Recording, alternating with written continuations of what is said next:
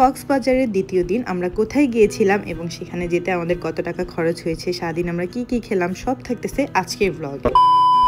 হে everyone, আসসালামু আলাইকুম। কী অবস্থা সবার? সবাই কেমন আছে? আই হোপ সবাই অনেক ভালো আছে। এই ড্রেসটা রেডি করে আমি চলে গিয়েছিলাম শাওয়ার নিতে, আর এসেই আমি সুন্দর করে রেডি হয়ে গেছি। রেডি হয়ে আমি বাকি সবার জন্য ওয়েট করতেছিলাম, মানে আমার ভাই আর আব্বুর জন্য ওয়েট করতেছিলাম, তারা কখন রেডি হবে, দেন হচ্ছে আমরা বের হব। শাওয়ারের 3 ঘন্টা আগে আমি আমার চুলে সিল্ক আরোরার এই হেয়ার এসেন্সটা অ্যাপ্লাই করে নিয়েছি। আর এই হেয়ার এসেন্সটা কিন্তু চুল পড়া বন্ধ করে, চুলকে সফট করে, সিল্কি করে। এই হেয়ার এসেন্সটা অনেক বেশি উপকারী, আমি অনেক উপকার পেয়েছি, যার জন্য তোমাদের সাথে রিভিউ শেয়ার করলাম। আমি এই হেয়ার এসেন্সটা অ্যাপ্লাই করে দেখিয়ে দিচ্ছি কিভাবে তোমরা অ্যাপ্লাই করতে পারো। সপ্তাহে সর্বনিম্ন 2 থেকে 3 বার তোমরা এটা অ্যাপ্লাই করতে পারো এবং কি এতে তোমরা ভালো একটা রেজাল্ট পাবা ইনশাল্লাহ।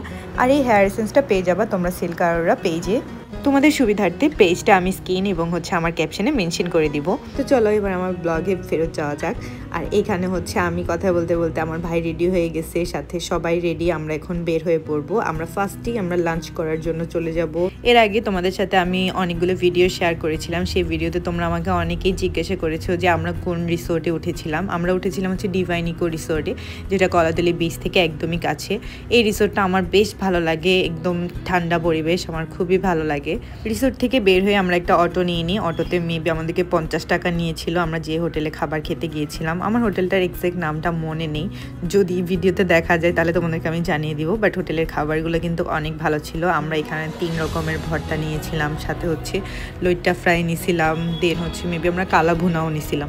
প্রতিটা খাবারই কিন্তু খুবই মজা ছিল। আমরা টোটাল 4 জন ছিলাম, আর 4 জনের খাবারের বিল মেবি 2200 টাকা এসেছিল। আমি খাবার শেষে পুডিং খেতে চেয়েছিলাম, বাট পুডিং ওই দিন অ্যাভেলেবেল ছিল না।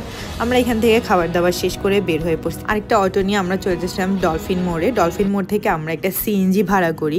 এই সিএনজিতে করে আমরা আজকে পুরো ইনানি বিচটা ঘুরবো, মানে ইনানি বিচের পরেও যাব।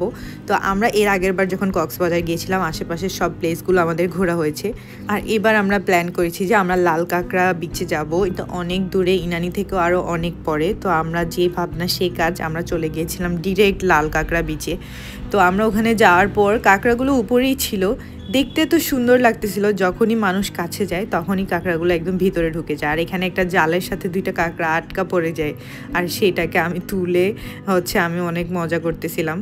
এই তো দূরে দাঁড়িয়ে আমি হচ্ছে একদম জুম করে একটা ক্লিপ নিচ্ছিলাম। কাঁকড়াগুলো কি সুন্দর লাগতেছিল, যেদিকেই যাচ্ছিলাম কাঁকড়াগুলো ভিতরে ঢুকে যাচ্ছিল। তো আমি বললাম যে চল এবার আমরা একটু ছবি ভিডিও করি। লিখন আমার সুন্দর সুন্দর ছবি ভিডিও ক্লিক করে দিছে, যেগুলো আমি অলরেডি তোমাদের সাথে শেয়ার করছি। আরও কিছু বাকি আছে যেটা তোমাদের সাথে ভেরি সুন আমি শেয়ার করব।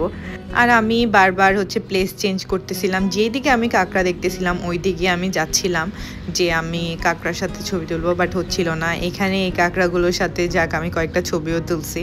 এন্ড হচ্ছে এই কাঁকড়াগুলো কিন্তু জ্যান্তই ছিল।